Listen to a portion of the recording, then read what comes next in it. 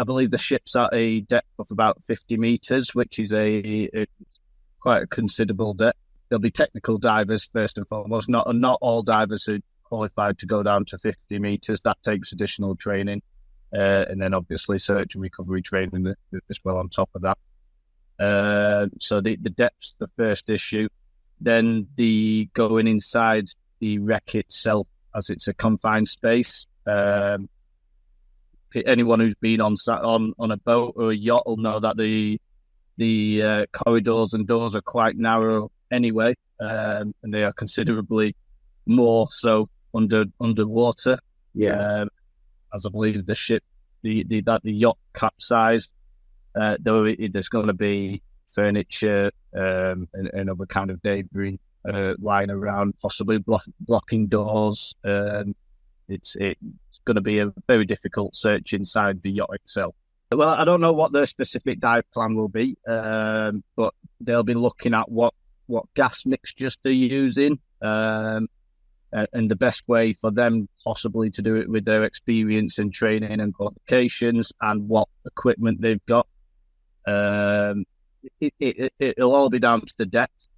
The depth at that 50 meters, as I say, is quite a considerable depth, and we've got a lot of considerations to take into involving that depth. So they'll have all the dive plans set out, and they'll have it as the best way that they can possibly do it, for their own safety as much as anything, because we have to keep the divers safe as well. Yeah. I mean, how much, obviously we've talked about how easy or difficult it is to move around in there when you're kind of at that depth and in that, inside the ship itself. But how much kind of visibility will they have? It's not going to be great visibility. Some of the areas may be very little natural sunlight, natural daylight, so they're going to be using torches. Storms themselves, they kick up all the sand, and so the visibility of the water itself would be very diminished. And then anything inside the yacht, the visibility is not going to be very good. And along with all the debris itself, it's going to be a very slow process, and very time consuming. Because of the way the vessel sunk, I understand it was at like a 90-degree angle. Would that make it any more easier or difficult once the divers get involved, or is that just, by the time it's sunk, it almost doesn't really matter? Once it's underwater, and it depends more on how it's lying on the bottom. It's likely that it's probably lying on its side, but without knowing, you can't really tell. But it's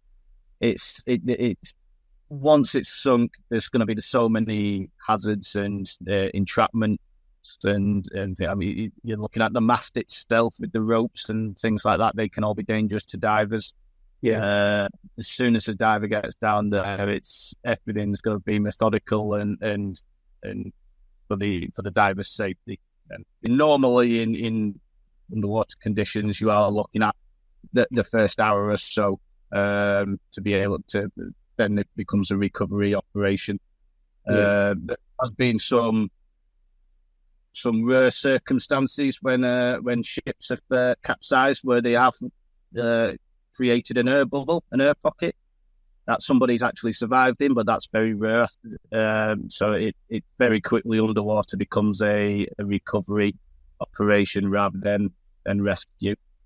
Coastal waters are extremely difficult, which is why I think that the divers they'll be focusing on the yacht itself, because if there's people that are outside the yacht, then in those conditions they could move considerably far away from the yacht, and it becomes more of a surface search. Searching coastal conditions underwater is very difficult, almost impossible, which is why usually if people go missing at sea, then they'll be searched by RNLI and Coast Guard boats, helicopters, things like that. But the best case scenario would be that there's people alive. I think that's unlikely now. the second best scenario is that they are contained inside that yacht, and the divers eventually will be able to clear that yacht. Would this kind of storm just come on very quickly, and they just wouldn't have anticipated how bad it was? They may have had weather warnings and some idea of adverse weather coming. They may not have known the full extent of how weather conditions can change extremely quickly, especially in these tropical climates, and especially when there's been previous storms already throughout the last couple of weeks in the area. It may have changed very quickly. It may have been that it was just unsafe for them to head to port once they, in adverse weather. Sometimes it's actually more dangerous to head into port. So there is talk that it may have been a water spout from the officials, which they do happen. There's two different types of water spouts. There's the fair weather water spout, which is more common than the tornadic one, which I believe the officials think that it may be a tornadic water spout, and you'd have to be very unfortunate to get in the way of one of those, but they do happen. So it could just be a very unfortunate, tragic accident that they were just put in the wrong place, unfortunately. I mean, obviously as well, they've said that the yacht itself sunk within sort of 60 seconds, I think. Is that common for that kind of yacht and that kind of situation? For that kind of yacht, they don't have a lot of, it's not like an inflatable where they have a lot of buoyancy, especially if it's hit by something like a water spout. Things can happen very quickly.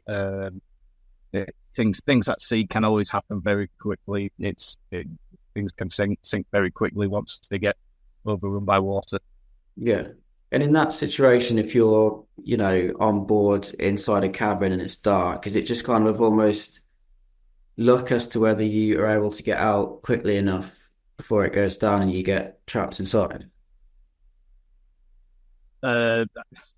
Yes, I think so. There'd be a certain amount of state of shock.